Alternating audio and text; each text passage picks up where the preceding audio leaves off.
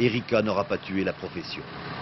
Et on se retrouve maintenant sur la plage du Pouliguen, sur la côte sauvage, où on est en train de travailler encore et on est en train de nettoyer encore. Les professionnels du tourisme, pour tout le littoral atlantique, ont évalué à peu près les pertes de recettes à moins 30% pour l'été 1999 dû à la catastrophe de l'Erika.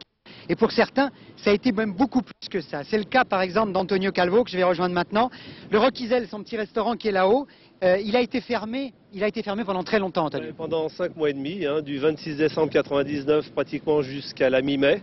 Et on nous a fermé la route, bien sûr, pour la sécurité, ce qui est tout à fait normal, ce que je comprends, mais on nous a mis au chômage obligatoire et obligé, quoi, pour un problème finalement qui ne nous concernait pas. Donc c'est la cata pour nous. Donc plus de clients pendant plus de 5 mois. Eh bien malheureusement, plus de clients, plus de chiffre d'affaires, et puis malheureusement, suspension des crédits que l'on peut avoir sur cet établissement, et puis voilà quoi.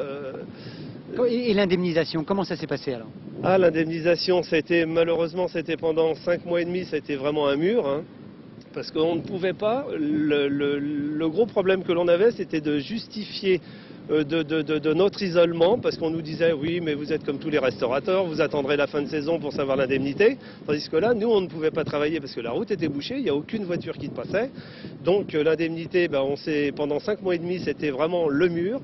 Et puis je vais dire grâce ou alors à cause, c'est vrai que France 2 est venu un jour chez nous parce qu'ils ont trouvé vraiment qu'on avait une situation particulière. Excusez-moi, je suis un peu ému, mais bon, et puis à partir de ce jour-là, alors comme par enchantement, 48 heures après, le FIPOL nous appelle, votre dossier, il manque telle et telle pièce si vous voulez que ça avance. Enfin, ça commençait à se dénouer.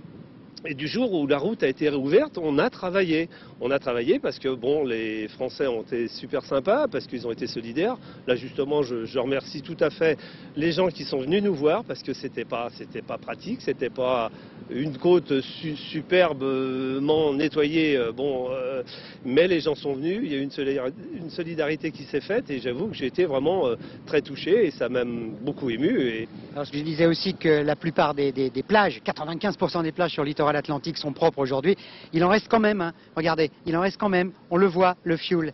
Et on va reparler maintenant des problèmes d'indemnisation, justement, avec Elisabeth Esley, pour bien comprendre comment a fonctionné toutes ces indemnisations depuis un an. Elisabeth.